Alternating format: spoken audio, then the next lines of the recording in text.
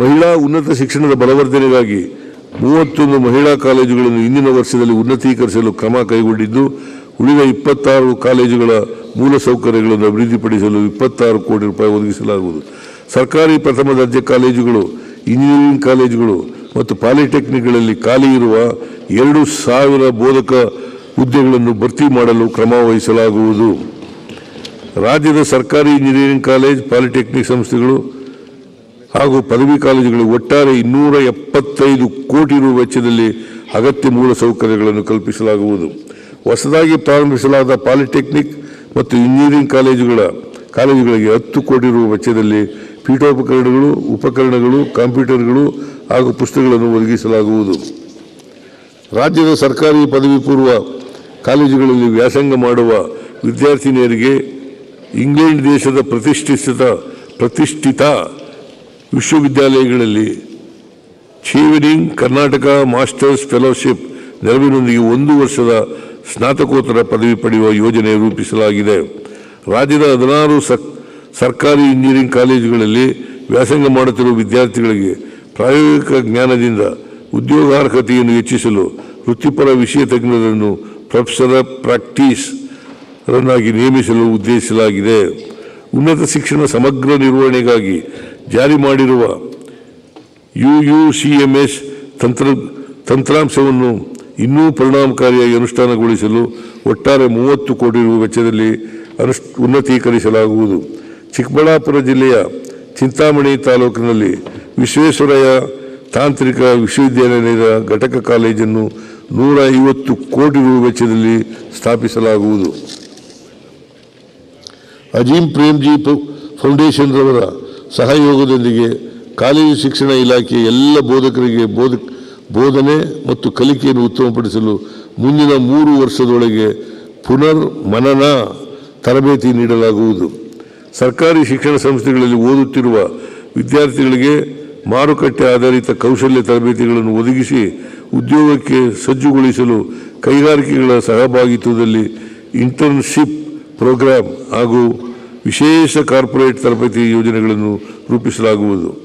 KKRDB ವತಿಯಿಂದ 23,000 ವಿದ್ಯಾರ್ಥಿಗಳಿಗೆ ವಿಶೇಷ ಕೌಶಲ್ಯ ಅಭಿವೃದ್ಧಿ ಕಾರ್ಯಕ್ರಮಗಳನ್ನು 10 ಕೋಟಿ ರು ವೆಚ್ಚದಲ್ಲಿ ಹಮ್ಮಿಕೊಳ್ಳಲಾಗುವುದು. ಪ್ರೊಫೆಸರ್ ನಂಜುಂಡಸ್ವಾಮಿ ಸಂಶೋಧನಾ ಪೀಠವನ್ನು ಮೈಸೂರು ವಿಶ್ವವಿದ್ಯಾಲಯದಲ್ಲಿ ಪ್ರಾರಂಭಿಸಲಾಗುವುದು. ಆರೋಗ್ಯ ಮತ್ತು ಕುಟುಂಬ ಕಲ್ಯಾಣ. ಆರೋಗ್ಯವಂತ ಜನರಿಂದ ಮಾತ್ರ ಸಮತೋಲಿತ ಸಮಾಜ ನಿರ್ಮಾಣ ಸಾಧ್ಯ ಎಂದು ನಾವು ನಂಬಿದ್ದೇವೆ. ಜನನದಿಂದ ಎಲ್ಲ ವಯೋಮಾನದವರೆಗೂ ವರ್ಗ ಭೇದವಿಲ್ಲದೆ ಕೈಗೆಟುಕುವ ದರದಲ್ಲಿ ಗುಣಮಟ್ಟದ ಆರೋಗ್ಯ ಸೇವೆಗಳನ್ನು ಖಾತ್ರಿಪಡಿಸಲು ನಾವು ಬದ್ಧರಾಗಿದ್ದೇವೆ. ತಡೆಗಟ್ಟಬಹುದಾದ ತಾಯಿ ಮರಣ ಪ್ರಮಾಣವನ್ನು ಶೂನ್ಯಕ್ಕೆ ಇಳಿಸುವುದು ನಮ್ಮ ಸಂಕಲ್ಪವಾಗಿದೆ. ರಾಜ್ಯದಲ್ಲಿ ತಡೆಗಟ್ಟಬಹುದಾದ ತಾಯಿ ಮರಣ ಪ್ರಮಾಣವನ್ನು ಶೂನ್ಯಕ್ಕೆ ಇಳಿಸಲು ಅಭಿಯಾನ ರೂಪದಲ್ಲಿ ಕ್ರಮ ಕೈಗೊಳ್ಳಲು 320 ಕೋಟಿ ರು ಒದಗಿಸಲಾಗಿದೆ. ಗರ್ಭಿಣಿಯರಲ್ಲಿ ಮತ್ತು ಪ್ರಸೂತಿ ವೇಳೆಯಲ್ಲಿನ ತೀವ್ರ ತರಹದ ರಕ್ತಸ್ರಾವ ತಡೆಗಟ್ಟಲು ಮತ್ತು ಚಿಕಿತ್ಸೆ ನೀಡಲು ಅವಶ್ಯವಿರುವ ಉಪಕರಣಗಳನ್ನು ನೀಡಲಾಗುವುದು.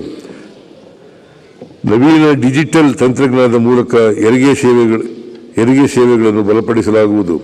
ಗರ್ಭಿಣಿಯರಲ್ಲಿ ರಕ್ತಹೀನತೆ ತಡೆಗಟ್ಟಲು ಹಿಂದುಳಿದ ಜಿಲ್ಲೆಗಳಲ್ಲಿ ಪೌಷ್ಟಿಕಾಂಶ ಕಿಟ್ಗಳು ಪ್ರೋತ್ಸಾಹಧನ ಹಾಗೂ ತಾಯಂದಿರಿಗೆ ವಾತ್ಸಲ್ಯ ಕಿಟ್ಗಳನ್ನು ವಿತರಣೆ ಮಾಡಲಾಗುವುದು. ಹುದ್ದೆಗಳನ್ನು ಪುನರ್ ಹಂಚಿಕೆ ಮಾಡುವ ಮೂಲಕ ಪ್ರತಿ ತಾಲೂಕು ಆಸ್ಪತ್ರೆಯಲ್ಲಿ MCH ತಜ್ಞರನ್ನು ನಿಯೋಜಿಸಲಾಗುವುದು.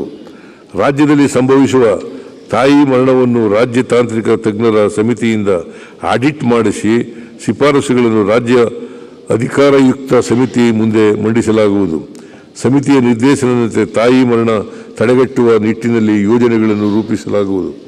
ರಾಜ್ಯದಲ್ಲಿ ಆರೋಗ್ಯ ಮೂಲಸೌಕರ್ಯ ಅಭಿವೃದ್ಧಿ ದೃಷ್ಟಿಯಿಂದ ಈ ಕೆಳಕಂಡ ಕ್ರಮಗಳನ್ನು ತೆಗೆದುಕೊಳ್ಳಲಾಗುತ್ತಿದೆ.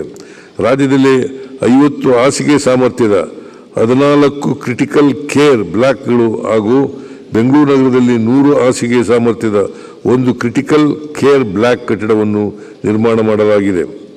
ಅಥಣಿ, ಹುನಗುಂದ ಮತ್ತು ಮುಧೋಳದಲ್ಲಿ 50 ಹಾಸಿಗೆ ಸಾಮರ್ಥ್ಯದ ತಾಯಿ ಮತ್ತು ಮಕ್ಕಳ ಆಸ್ಪತ್ರೆಗಳನ್ನು ಸ್ಥಾಪನೆ ಮಾಡಲು ಅನುಮೋದನೆ ನೀಡಲಾಗಿದೆ. ಆಶಾ ಕಿರಣ ರಾಷ್ಟ್ರೀಯ ಅಂಧತ್ವ ವಿನಾಕಾರಣ ಕಾರ್ಯಕ್ರಮದಡಿ ಅಂಧತ್ವ ನಿವಾರಣಾ ಕಾರ್ಯಕ್ರಮದಡಿ 1.4 ಕೋಟಿ ಜನರಿಗೆ ಕಣ್ಣಿನ ತಪಾಸಣೆ, 3.3 ಲಕ್ಷ ಜನರಿಗೆ ಉಚಿತ ಕನ್ನಡಕ ವಿತರಣೆ ಮತ್ತು 93,800,000 ಜನರಿಗೆ ಕಣ್ಣಿನ ಪೊರೆ ಶಸ್ತ್ರಚಿಕಿತ್ಸೆ ಕೈಗೊಳ್ಳಲಾಗಿದೆ. ನರವೈಜ್ಞಾನಿಕ ಕಾಯಿಲೆಗಳಿಗೆ ಕರ್ನಾಟಕ ಮೆದುಳು ಆರೋಗ್ಯ ಉಪಕ್ರಮದಡಿ KABHI ನಿಮ್ಯಾನ್ಸ್ ಸಹಯೋಗದೊಂದಿಗೆ ಒಟ್ಟು 2.61 ಲಕ್ಷ ತಪಾಸಣೆ ಮಾಡಿ 32,630 ನರರೋಗಿಗಳಿಗೆ ಚಿಕಿತ್ಸೆ ನೀಡಲಾಗಿದೆ. ಈ ಯೋಜನೆಯನ್ನು ಈ ವರ್ಷ ಎಲ್ಲ ಹಂತದ ಆರೋಗ್ಯ ಕೇಂದ್ರಗಳಿಗೆ ವಿಸ್ತರಿಸಲು 20 ಕೋಟಿ ರು ಒದಗಿಸಲಾಗಿದೆ. ಅಲ್ಲದೆ ಮಾನಸಿಕ ಅಸ್ವಸ್ಥರ ಆರೈಕೆಗೆ ಜಿಲ್ಲಾ ಮಟ್ಟದ ಆಸ್ಪತ್ರೆಗಳಲ್ಲಿ ಸರ್ಕಾರೇತರ ಸಂಸ್ಥೆಗಳ ಸಹಯೋಗದೊಂದಿಗೆ ಆರೈಕೆ ಕೇಂದ್ರವನ್ನು ಸ್ಥಾಪಿಸಲಾಗುವುದು. 25-26ನೇ ಸಾಲಿನಲ್ಲಿ ಈ ಕೆಳಗಿನಂತೆ ಆರೋಗ್ಯ ಮೂಲಸೌಕರ್ಯ ಅಭಿವೃದ್ಧಿ ಕಾರ್ಯಯೋಜನೆಗಳನ್ನು ಅನುಷ್ಠಾನಗೊಳಿಸಲಾಗುವುದು.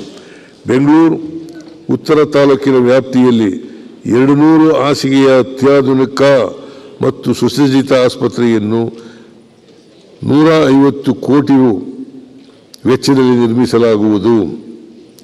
ಹೊಸದಾಗಿ ಘೋಷಣೆಯಾಗಿರುವ ತಾಲೂಕುಗಳಾದ ಹನೂರು, ಅಳ್ನಾವರ, ಅಣ್ಣಿಗೇರಿ, ಮಸ್ಕಿ, ಸಿರಿವಾರ, ಕಾಪು, ಬಬಲೇಶ್ವರ, ಕೋಲಾರ, ಚೇಳೂರು, ತೇರದಾಳದ ಪ್ರಾಥಮಿಕ ಆರೋಗ್ಯ ಕೇಂದ್ರಗಳನ್ನು ಸಮುದಾಯ ಆರೋಗ್ಯ ಕೇಂದ್ರಗಳನ್ನಾಗಿ ಉನ್ನತೀಕರಿಸಲಾಗುವುದು. ಪೊನ್ನಂಪೇಟೆಯಲ್ಲಿ ಹೊಸದಾಗಿ ಸಮುದಾಯ ಆರೋಗ್ಯ ಕೇಂದ್ರವನ್ನು ಪ್ರಾರಂಭಿಸಲಾಗುವುದು. ಮಾಲೂರು, ಮಾಗಡಿ, ಕುಶಾಲನಗರ, ಕೊರಟಗೆರೆ, ಜಗಳೂರು, ಸವಣೂರು, ರಾಮದುರ್ಗ ಮತ್ತು ಸವದತ್ತಿ ತಾಲೂಕು ಮಟ್ಟದ ಆಸ್ಪತ್ರೆಗಳನ್ನು ಹಾಗೂ ದಾವಣಗೆರೆ ಜಿಲ್ಲೆಯ ಆಸ್ಪತ್ರೆ, ಮಂಗಳೂರು ವೆನ್ಲಾಕ್ ಆಸ್ಪತ್ರೆಗಳನ್ನು ಒಟ್ಟು 650 ಕೋಟಿ ರು ವೆಚ್ಚದಲ್ಲಿ ನವೀಕರಣ ಮಾಡಲಾಗುವುದು. ಪುತ್ತೂರಿನಲ್ಲಿ ಹೊಸ ವೈದ್ಯಕೀಯ ಕಾಲೇಜನ್ನು ಸ್ಥಾಪಿಸಲು ಉದ್ದೇಶಿಸಲಾಗಿದೆ. ಇದಕ್ಕಾಗಿ ಈಗಿರುವ 100 ಹಾಸಿಗೆ ಸಾಮರ್ಥ್ಯದ ತಾಲೂಕು ಆಸ್ಪತ್ರೆಯನ್ನು ಉನ್ನತೀಕರಿಸಲು ಪ್ರಸಕ್ತ ಸಾಲಿನಲ್ಲಿ ಕ್ರಮ ವಹಿಸಲಾಗುವುದು.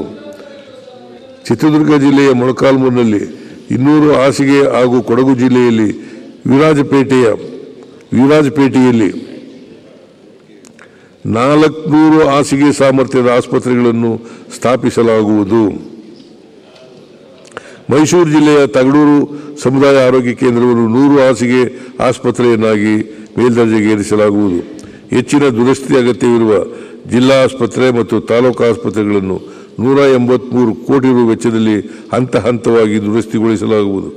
ಕಲ್ಯಾಣ ಕರ್ನಾಟಕ ಸಂಪೂರ್ಣ ಆರೋಗ್ಯ ಅಭಿವೃದ್ಧಿ ಯೋಜನೆಯಡಿ ಗುಣಮಟ್ಟದ ಆರೋಗ್ಯ ಸೇವೆಗಳನ್ನು ಒದಗಿಸಲು ಹಾಗೂ ಕಲ್ಯಾಣ ಕರ್ನಾಟಕ ಭಾಗದ ಆರೋಗ್ಯ ಸೂಚ್ಯಂಕವನ್ನು ವೃದ್ಧಿಸಲು ಮತ್ತು 873 ಕೋಟಿ ರು ವೆಚ್ಚದಲ್ಲಿ ಆರೋಗ್ಯ ವ್ಯವಸ್ಥೆಯನ್ನು ಬಲಪಡಿಸಲು ವಿವಿಧ ಕಾರ್ಯಯೋಜನೆಗಳನ್ನು ಕೈಗೆತ್ತಿಕೊಳ್ಳಲಾಗುವುದು. ಅನುಬಂಧ 4ರಲ್ಲಿ ವಿವರಗಳನ್ನು ಕೊಡಲಾಗಿದೆ. ಸರ್ಕಾರದ ವಿವಿಧ ಇಲಾಖೆಗಳಲ್ಲಿ ಗುತ್ತಿಗೆ, ಹೊರಗುತ್ತಿಗೆ ಹಾಗೂ ಗೌರವಧನ ಆಧಾರದ ಮೇಲೆ ಕಾರ್ಯನಿರ್ವಹಿಸುತ್ತಿರುವ 3 ಲಕ್ಷಕ್ಕೂ ಅಧಿಕ ಸಿಬ್ಬಂದಿ ವರ್ಗ ಹಾಗೂ ಅವಲಂಬಿತರಿಗೆ 5 ಲಕ್ಷ ರುವರೆಗೆ ನಗದು ರಹಿತ ಚಿಕಿತ್ಸೆ ನೀಡಲು ಯೋಜನೆ ರೂಪಿಸಲಾಗಿದೆ. ಸಿಬ್ಬಂದಿಯ ವೈಯಕ್ತಿಕ ಮಾಸಿಕ ವಂತಿಗೆ ₹100 ಮತ್ತು ಸರ್ಕಾರದ ಮಾಸಿಕ ವಂತಿಗೆ ₹200ಗಳೊಂದಿಗೆ ಸುವರ್ಣ ಆರೋಗ್ಯ ಟ್ರಸ್ಟ್ ಮೂಲಕ ಅನುಷ್ಠಾನಗೊಳಿಸಲಾಗುವುದು. ಪ್ರಸವ ಪೂರ್ವ ಮತ್ತು ನವಜಾತ ಶಿಶುಗಳಲ್ಲಿ ಅಪರೂಪದ ಚಯಾಪಚಯ ಕಾಯಿಲೆಗಳನ್ನು ರೇರ್ ಮೆಟಬಾಲಿಕ್ ಡಿಸಾರ್ಡರ್ ಪತ್ತೆ ಹಚ್ಚಲು ಕಾರ್ಯಕ್ರಮವನ್ನು ರೂಪಿಸಲಾಗುವುದು. ಮೊದಲನೇ ಹಂತದಲ್ಲಿ ಕಲ್ಯಾಣ ಕರ್ನಾಟಕ ಮತ್ತು ಗಡಿ ಬಾಧಿತ ಪ್ರದೇಶಗಳಲ್ಲಿ ಪ್ರಾಯೋಗಿಕವಾಗಿ 10 ಕೋಟಿ ರು ವೆಚ್ಚದಲ್ಲಿ ಅನುಷ್ಠಾನಗೊಳಿಸಲಾಗುವುದು. ಮಹಿಳೆಯರಲ್ಲಿ ಗರ್ಭಕಂಠದ ಕ್ಯಾನ್ಸರ್ ಅನ್ನು ತಡೆಗಟ್ಟಲು ಪ್ರಥಮ ಹಂತದಲ್ಲಿ ಗಣಿ ಬಾಧಿತ ಮತ್ತು ಕಲ್ಯಾಣ ಕರ್ನಾಟಕದ ಪ್ರದೇಶದ 20 ತಾಲೂಕುಗಳಲ್ಲಿ 9 ಕೋಟಿ ರು ವೆಚ್ಚದಲ್ಲಿ 14 ವರ್ಷದ ಹೆಣ್ಣು ಮಕ್ಕಳಿಗೆ HPV ಲಸಿಕೆಯನ್ನು ನೀಡಲಾಗುವುದು. ಗೃಹ ಆರೋಗ್ಯ ಯೋಜನೆಯಡಿ 2024-25ನೇ ಸಾಲಿನಲ್ಲಿ 6 ಅಸಂಕ್ರಾಮಿಕ ರೋಗಗಳ ತಪಾಸಣೆ ಮತ್ತು ಚಿಕಿತ್ಸಾ ಕಾರ್ಯಕ್ರಮವನ್ನು ಕೋಲಾರ ಜಿಲ್ಲೆಯಲ್ಲಿ ಪ್ರಾರಂಭಿಸಲಾಗಿದ್ದು, ಈ ಯೋಜನೆಯನ್ನು 100 ಕೋಟಿ ರು ವೆಚ್ಚದಲ್ಲಿ ರಾಜ್ಯಾದ್ಯಂತ ವಿಸ್ತರಿಸಲಾಗುವುದು.